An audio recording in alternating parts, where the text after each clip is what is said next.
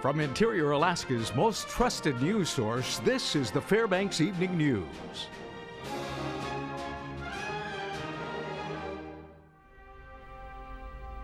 Good evening. Thank you for joining us. Our top story, a federal grand jury has indicted the man accused of kidnapping 2 young girls in North Pole on August 1st. 40-year-old Michael Bowen is facing 2 charges in the federal indictment. Bowen reportedly kidnapped the 2 girls, ages 6 and 9, and then used the interstate to transport them. Police say Bowen took the girls by force while they were riding their bikes, drove them out of the town, then took them back and dropped them off unharmed. The FBI is still investigating and asked the public to contact them directly if you have any information about Bowen. They are also seeking a cell phone that Bowen allegedly threw out of his vehicle, an HTC with a small crack in the bottom of their phone in an OtterBox. Bail has been set for a Fairbanks man who ran from police after allegedly being caught burglarizing homes off College Road. 23-year-old Roderick Smith was in Fairbanks District Court yesterday, charged with second-degree robbery and assault. According to a release, troopers attempted to contact Smith after they found him inside of a home with its door left open. Now, Smith was tracked down by Fairbanks police and trooper canines. Once arrested, Smith was also charged with another robbery in Fairbanks. According to court documents in that case, Smith assaulted a man who tried to take a picture of him after he was caught on private property. Smith's bail was set at $10,000 plus the condition of a third-party custodian. A North Pole man has been indicted by a federal grand jury on drug trafficking and firearm charges. 38-year-old Ray Grosskritz is facing 2 counts and up to 40 years in prison. Now, according to a release, Grosskritz possessed methamphetamines and heroin with the intent to distribute them in the interior. Further, prosecutors allege that in July 2015, investigators seized a handgun and 14 other firearms with ammunition from his van. Grosskritz is facing a mandatory minimum sentence of 5 years on each of the charges.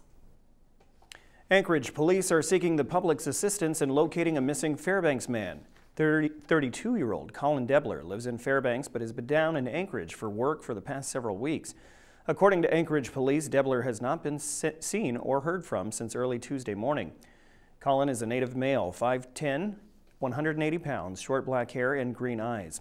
He is driving a black Ford F-150 pickup with the license plates GFD 111. Now, if you see either Colin or his vehicle, please contact police at 786-8900. Press 0 to speak with an operator. The last contact that anyone had with him was roughly midnight Monday night / Tuesday morning, so August 17th to the 18th. He was speaking to a friend over the phone, indicating he was downtown, and he was fine. He had gone out after work, but he hasn't been seen or heard from since, and he has, so obviously saying that, he hasn't showed up to work since then either. And that's what's got people worried. It's very unusual for him to not only not show up to work, but certainly not to show up to work and not call. Each year, a military stand-down is held in Fairbanks to help veterans in need. When this year's was finished, there was a lot of gear left over. Monty Bowen has that story. We had some leftover gear at the stand-down, which we tend to have at the end of every year. But this year, there was just a little more than normal left, like enough to fill a conference room, a lobby, and one side of a hallway at the Vet Center. And we'd like to give it away to low-income or at-risk veterans, also folks that are homeless. Because of a lower than expected turnout and some changes in rules on who can receive the items, the Vet Center is wanting to get the word out the gear is available. On Friday, we actually had some restrictions so that people selected one of each item, and we had some left over that we didn't anticipate. We have sleeping bags, we have some wool blankets, we have some fleece jackets and fleece vests. We also have some pads for the sleeping bags. Those interested will need proper ID. A DD-214 driver's license that says that they're a veteran on it, any type of personnel records from when they were active duty. The Vet Center is located at 540 4th Avenue in downtown Fairbanks. This is Monty Bowen reporting. Those sleeping bags are awesome. My husband's in the military, and every time I go camping, I use his. So make sure to go on down, and if you need them. Absolutely. If you need pick them, just up. Remember your ID. Yes. Okay, when we come back today, the local high schools threw open their doors to returning students. There will be some changes this year, and we'll tell you what the students can expect. Also, tonight it's time for another backyard barbecue. Tonight, the cook will show us a unique way to cook chicken wings. Those stories and more when we return. Welcome back. Yesterday was the first day of school for most students from kindergarten up to 9th grade, but today marks the first day for the sophomores, juniors, and seniors in district high schools. The older students said goodbye to summer vacation and went back to the books for another year of education. Staff members at Lathrop High School say they are ready for the challenge of old and returning students. The school district is utilizing a new website design for students and teachers to use. Principal Robert Mead says high school districts wide are also implementing new curriculums for students to foster career development. He says that Lathrop is adding 4 academy courses that focus on business, engineering, arts, and health science. Lathrop class president Denzel Harris says he's excited for his senior year and is proud to be part of the class of 2016. I really think that we could use a little boost in the way we kind of cheer and support for our teams. And I also want to see more clubs and more activities for students here at Lathrop. The goal I have is that every student that walks in the door here has, the ability to graduate, and we provide them with a solid education. So that's my challenge as a building principal, is to help those students have success. State officials say a second body has been found in the rubble of the Sitka landslides. The discovery was reported at about 12:40 p.m. today. The first body was found Wednesday night in the same general area. Authorities say 61-year-old William Stortz, 26-year-old Elmer Diaz, and his brother, 25-year-old Ulysses, were believed to have died in the avalanches. About 5 inches of rain fell in the Sitka area on Monday night, triggering the slides. David Longton was with Stortz when the mudslide hit. They tried to outrun it. We heard a noise that sounded like wind. We looked up on the hillside, saw some 200-foot tall trees falling like dominoes, boom, boom, boom, one after another. And then turned around and started running. Jerome was running next to me down the access road to the subdivision there, and we started running down the road here. The slide stopped about 100 feet shy of where it currently is now. And William wasn't with us. Well, time to change the mood with Steve Moody. We're joining him for another edition of Backyard Barbecue. Hi, Steve Moody here from Big Daddy's Barbecue with another segment of Backyard Barbecue. Today we're going to do some chicken wings for you. You want to take your wings and spread them out and hit them with your rub generously but not too heavy, and then go ahead and get those right into your smoker. You're looking for temperatures of about 250 degrees for about 2 hours, maybe 2.5 hours.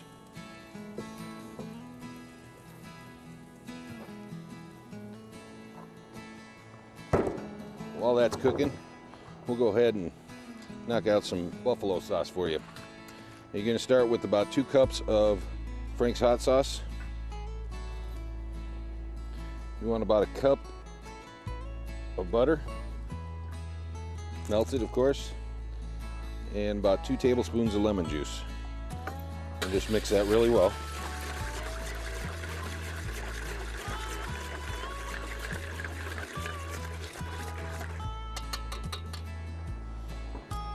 And when your wings are done, you can bring them out right into your sauce.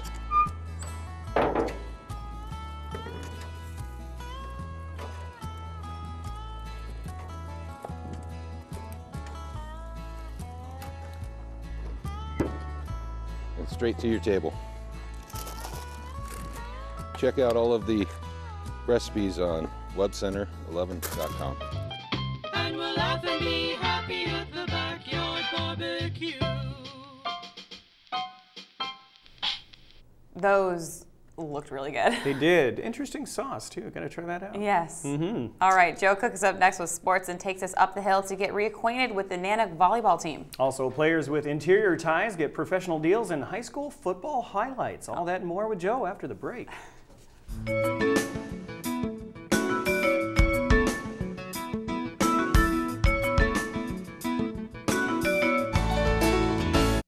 Welcome back, Interior Alaska. Joe Cook here once again with your local Thursday Sportscast. We start with the Alaska Nanook volleyball team. The Nanooks have earned a total of 7 wins the past 2 seasons. Under a new coaching staff, this could be the year Alaska turns things around. Here's more. A new voice is guiding the Nanook volleyball program this year. So we see the set. His name is Brian Scott. Scott takes over for Mallory Larinaga, who is now the head coach at Lake Superior State. Scott comes in from Division I Weber State, and Alaska is his first head coaching gig. Alongside assistant coach Robert Barrett, they want to establish a winning culture. UAF won 13 games in the last 3 seasons and 10 GNAC games during that span. We're going to make it known that we're we're a hard-working team. I think it takes that to be here in Fairbanks. We're going to be able to build this nice culture, and then on top of that, I think we have been taught, and I use good systems that are going to help maximize the talent that we've got. Scott inherits a team that knows each other well, and he calls them quality people and players. But they are still learning new systems, calls, and drills. The players had a lot to digest after the first couple of practices. Some things are basic volleyball skills, but other things are very different than what we've done in the past. And we're just trying to work hard and keep an open mind and learn and adapt to the new things. I think communication's a lot higher than it was last year just because we are learning a lot of new things. And so the more we communicate, the faster we can learn because it's just repetition after repetition. Alaska finished 3-23 last year. Team captain Sam Hartoon will lead a talented core of 13 returners. JC transfer Jennifer Morris out of Trinidad, Colorado, and freshman Amberly Jean from Texas are the 2 new faces. This squad symbolizes a fresh start for the program. I definitely think that we have found a spark, and it seems like the energy and our competitiveness is a lot higher than it was last year. I think the spark is what we were missing, and we have it now. The Nanoks will have their annual Blue Gold exhibition on Saturday, August 29th. Their first game is against Minot State in the Flint Hills Resources Nanook Classic on Friday, September 4th. Joe Cook reporting. Former Alaska Nanook hockey player Colton Beck is back for his 2nd season in professional hockey. Beck returns for his 2nd season with the Idaho Steelheads in the ECHL. As a rookie, Beck put up 49 points, 18 goals, and 31 assists in 65 games. The former UAF captain had the 2nd most game-winning goals for rookies with 5. He also earned the team's Unsung Hero Award, averaging a point per game after the All-Star break, 28 points in 28 games. The Idaho Steelheads are an affiliate of the Texas Stars of the AHL and the Dallas Stars of the NHL. Beck finished his UAF career with 101 points and 146 career games.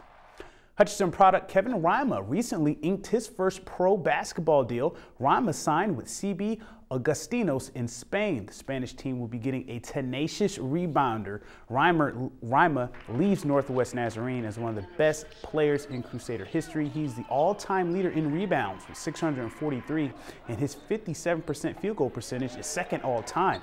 Rima finished his career ranked 12th all-time in the GNAC in rebounds, 9th in offensive rebounds, and 14th in field goal percentage.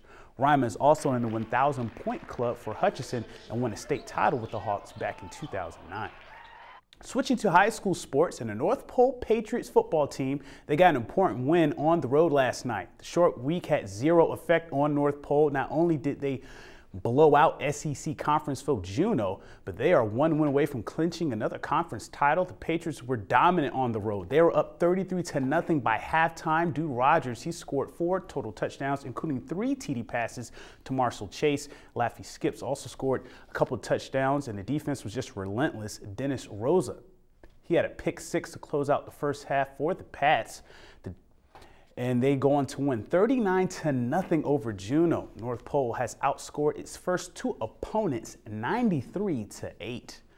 And week 2 of football continues this week, and all of our interior teams will be on the road. Saturday, number 4 Owlson travels to Homer for a game against the Mariners. And Monroe, they're going to play at Vosnesenka.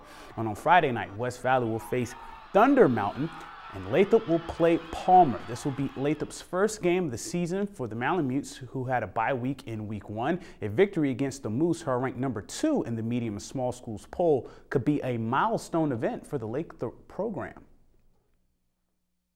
Then we have Palmer at Palmer, which I've never won in my whole career. Neither has Coach Baylash. Neither has Buck Nasham. So our first goal is to beat Palmer at Palmer. It's never been done before, so we get to finally get that feeling of what it feels like to win at Palmer. It would be an awesome feeling. And we're really working hard towards earning that feeling. You know, I think we can have a really good chance of going down there to a high quality team, and we match up super well. They're a little down and we're a little up. And that's it for sports tonight. Mike Schultz is up next with your full weather forecast, and we'll catch you next time. Good evening, everyone. Welcome back into Fairbanks Evening News for a Thursday night. Mike Schultz with you once again talking about the weather. Not a bad day today. Had a few isolated showers, and then the skies start clearing out, and right now we're looking at some really nice weather. And it looks like that will continue at least for tomorrow into most of Saturday, and then we get some showers in the afternoon, but nothing really heavy expected. More about that later. Nice photograph sent in by, I don't know who. It was anonymous. It was sitting on my email, and there it was, a double rainbow. I wanted to share it with you, but it's a beautiful shot, and whoever sent that in, thanks a lot. And if you have a photograph to share, send it to photos@ktvf11.com. Here's your numbers. Today's high, not quite 60 degrees. The low last night, 47. The record high, 90 degrees in 1923. The record low, 28 in 1931. And your sunrise and sunset, exactly 16 hours of daylight, a loss of 7 minutes from yesterday. On the satellite radar, a little more moisture coming in from the southwest. Got to keep an eye on that. Looks like most of it's going to go south of the Alaska Range for the most part. And then a little bit of a trailing moisture here might make it in here by this weekend. And as far as what's going on across the interior right now with radar, well, the showers are moving out of the picture rapidly. You can see them just exiting the area and nothing out to the west, so that's good news. The state map looks like this, and again, rain has departed the southeastern sections, not too bad, right around the low to mid 60s there. Over south central sections, not too bad in Anchorage, 68 degrees, some showers around Kodiak, 60, 57, cloudy skies at Cold Bay, Bethel and Nome looking at lots of sunshine, 50 degrees at Nome. Chilly, 38 degrees at Barrow. They had rain and snow showers earlier today. And Fort Yukon, 57 and lots of sunshine. Lower 48 weather. The hot temperatures have cooled off a little bit over the Pacific Northwest. Seattle only 73 degrees, but they're warming back up again over the Rocky Mountain region. 90 degrees in Salt Lake City, 86 in Denver. Not too bad in Dallas though, 75 degrees. Again, another hot day for Las Vegas and Phoenix. All the showers and thunderstorms are mainly focused over the eastern half of the country. You can see the lightning there around New York. And Washington, D.C., 86 degrees. Otherwise, the rest of the country looking pretty good. Why? Well, because this storm system we were watching a couple days ago is moving rapidly into Canada now. The frontal boundary associated with it is also moving rapidly to the east, while out to the west, high pressure taking over. And the overall outlook is, once again, high fire danger over much of the northwest, Idaho, Montana, into Wyoming, and even Utah. Relative humidity is only 10 to 15%. Dry fuel and winds gusting to 20, 35 miles per hour. That does not look good for the folks there. And the jet stream will be helping that situation, unfortunately, as it moves way to the north, allowing all the warm air to come in from the south. Thunderstorms will be developing once again across the northern tier states into the Great Lakes and over the deep south. Well, back to Alaska for tomorrow. Snow showers, how about that? Changing to rain in the Barrow area, I should say. Rain changes to showers in Nome and partly cloudy skies in Fort Yukon. Here in the interior, looking pretty good. Isolated showers for Fairbanks and Delta, but partly cloudy skies for Healy. Over southeast Alaska, it looks like mainly cloudy skies at Juneau. Scattered clouds for Ketchikan, while over the southwest part of the state, scattered rain showers across the entire region. And temperatures in the low 60s around Kodiak. And over south central regions, mostly sunny skies in Anchorage, scattered clouds in Homer and Valdez. It's a Thursday night, which means it's time for our fishing report, brought to you by the good folks at Life Med Alaska. As you can see here in the Valdez area, silvers are thick, but halibut are getting even stronger every day. On the Kenai River, the silver salmon are definitely improving daily, and the red salmon are still pretty hot. And the Matanuska Valley chum and silver fishing is very good on the park streams, so head on down there, get your fishing poles out, and maybe you'll catch some good fish. Our forecast for tonight, 45, the overnight low, scattered clouds, a little cooler than last night. Tomorrow's forecast, a lot better than today, a little warmer, isolated showers once again, 65. And the extended forecast, as you can see here, looking at off and on showers right down through the 5-day period. Temperatures, again, very cool, 55 degrees, pretty much the average. And overnight lows will also, once again, be fairly cool too. Overnight lows at 45 degrees. But nice out there right now. It's really beautiful. I have to tell you guys something. I have a confession to make. What? A confession? I turned on my heat last night. Oh, whoa. Wow. Okay, we had a fire in the wood stove, so don't feel bad. A fire in the woods? Wow. I did. I turned it on. And any of my friends who've been over, they know that's a huge deal. I mean, yeah, it sounds like. You have any extra blankets lying around? Hey, it was time. Okay. It was time. Gosh, it's going to be a rough winter for you, that's for sure. All right, that'll wrap up this edition of the Fbx Evening News. We are glad you could join us. Now on weather, tonight on NBC Night News, Danny has become a hurricane, the first hurricane of the 2015 Atlantic hurricane season. And Lester Holt will have more on that for you. You can join us here 6 days a week at 6 and 11 or online anytime at webcenter11.com. All right, from all of us here at the News Center, have a good night.